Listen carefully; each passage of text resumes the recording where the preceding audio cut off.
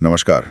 आज हम देख रहे हैं कुछ स्रोतों को जो इज़राइल और ईरान के बीच एक संभावित युद्ध विराम पर जो खींचतान चल रही है उस पर बात करते हैं। ये 24 जून 2025 तक की स्थिति है। एक तरफ से बड़े दावे हो रहे हैं तो दूसरी तरफ से मतलब इनकार किया जा रहा है। तो आज हम समझने की कोशिश करेंगे कि इन अलग अलग बयानों के बीच भाई चल क्या रहा है। हाँ, तो कहानी शुरू हुई अमेरिकी राष्ट्रपति डोनाल्ड ट्रंप की घोषणा से। उन्होंने कहा कि इजराइल और ईरान के बीच एक पूर्ण और समग्र युद्ध विराम हो गया है। इसे उन्होंने 12 दिवसीय युद्ध का अंत बताया। ये घोषणा उन्होंने ट्रूथ सोशल और दूसरे मंचों पर की। इसमें यह भी बताया कि भाई पहले ईरान रुकेगा, फिर 12 घंटे बाद इजराइल, और ये शुरुआत में सिर्फ 12 घंटे चलेगा। जी हाँ, लेकिन यहीं पर मतलब बात थोड़ी उलझ जाती है, क्योंकि ईरान के जो विदेश मंत्री हैं अब्बास अराक्ची, उन्होंने तो साफ साफ कह दिया कि ऐसा कोई औपचारिक, कोई फॉर्मल युद्ध विराम समझौता हुआ ही नहीं है। उनका स्टैंड क्लियर है।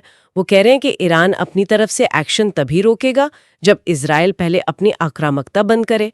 तो ये तो राष्ट्रपति ट्रंप के दावे से बिल्कुल उल्टी बात हो गई। अच्छा, ये तो बड़ी अजीब स्थिति है। मतलब एक तरफ अमेरिका कह रहा है हाँ हो गया सब, और दूसरी तरफ ईरान कह रहा है नहीं जी कुछ तय नहीं हुआ। इस बीच इजराइल का क्या रुख है? उनकी तरफ से क्या खबर है? कोई पुष्टि? हाँ, इजरायली पक्ष वो चीज को और भी पेचीदा बना रहा है। देखिए, सूत्रों से जो खबर आ रही है वो ये है कि इजरायली अधिकारियों ने पर्दे के पीछे मतलब अंदरूनी तौर पर अमेरिकी प्रस्ताव पर हाँ तो कहा है, लेकिन साथ में ये चेतावनी भी दी है कि अगर ईरान ने संघर्ष विराम तोड़ा, जरा सा भी उल्लंघन हुआ, तो वो फौरन जवाबी कार्रवाई करेंगे। तो आप देखिए, उनकी तरफ से कोई खुली पब्लिक में ऐसी पक्की घोषणा नहीं हुई है, बस एक तरह की शर्त सहमति दिख रही है। सशर्त सहमति, तो मतलब 3 अलग अलग कहानियां चल रही हैं एक साथ। अमेरिका कह रहा है जीत हो गई, ईरान कह रहा है कोई समझौता ही नहीं है, पहले इजराइल रुके, और इजराइल कह रहा है ठीक है देखते हैं पर हम तैयार हैं।